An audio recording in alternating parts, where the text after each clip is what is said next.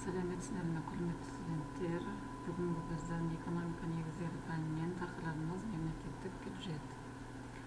Яғни бюджет дегеніміз мемлекеттің өз міндеттерін жүзеге асыруына арналған және жеке түсімдердің есебінен құралатын орталықтандырылған ақша қоры. Осы бюджеттен бізде бюджеттің екі түрі бар: мемлекеттік және жергілікті. Осыдан туындайды мемлекеттік бюджет. Мемлекеттік бюджет дегеніміз мемлекеттің негізгі қаржылық жоспары. Ол мемлекеттің шығындары мен табыстарының балансы. Мемлекеттік бюджет екі деңгейден тұрады: республикалық және жергіліктік.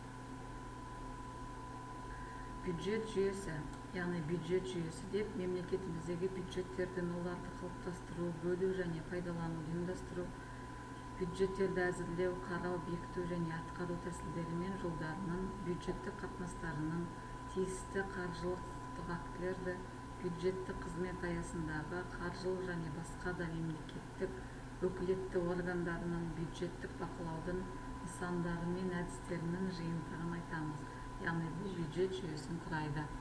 Қазақстан Республикасының бюджет кодексіне сәйкес бюджет жүйесі бюджеттердің, Қазақстан Республикасының ұлттық қорларының, бюджеттік процестердің, бюджеттік қатынастардың жиынтығынан тұрады.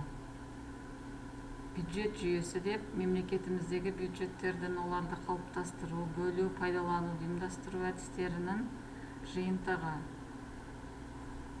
Қазақстан Республикасының бюджет жүйесі, яғни Қазақстан Республикасының ұлттық қорынан мемлекеттік бюджет және төтенше мемлекеттік бюджеттерден тұрады. Бұл жерде Қазақстан Республикасының мемлекеттік бюджеті республикалық және жергілікті болып бөлінеді. Олар облыстық, мемлекеттік маңызы бар қала, астана бюджеттері және аудан бюджеті. Республикалық бюджет бұл бюджет кодексінде белгіленген салық және басқа да түсімдер есебінен қалыптастырылатын орталықтандырылған ақшалай қор. Бұнда яғни тиісті қаржы жылына арналған республикалық бюджет Қазақстан Республикасының заңымен бекітіледі. Яғни бұл Қазақстандағы қаржы күнтізбелік жылға сәйкес келеді, яғни 1 қаңтардан басталып 31 желтоқсанда аяқталады. Республикалық бюджет туралы заң жобасы Қазақстан Республикасы парламентіне ағымдағы қаржы жылының 1 қыркүйегінен кешіктірілмей енгізіледі. Яғни бұл республикалық бюджетке байланысты айтылған. Келесі облыстық бюджет, республикалық маңызы бар қала, астана бюджеттері. Одан кейін жергілікті бюджеттер. Бюджет құрылымы: азаматтар мен ұйымдардан алынатын салықтар, мемлекеттік меншікті жалға беруді немесе оларды сатудан түскен кірістер, берілген кредиттер бойынша пайыздар және тағы басқа мемлекет үшін кірістердің көздері болып табылады.